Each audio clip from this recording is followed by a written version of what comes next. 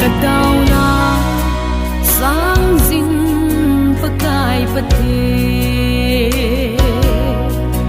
kathum te le ikim nei bisi kalung na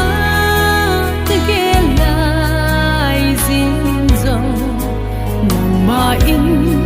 ne heso in nei visita kathum te le pa kai nei visita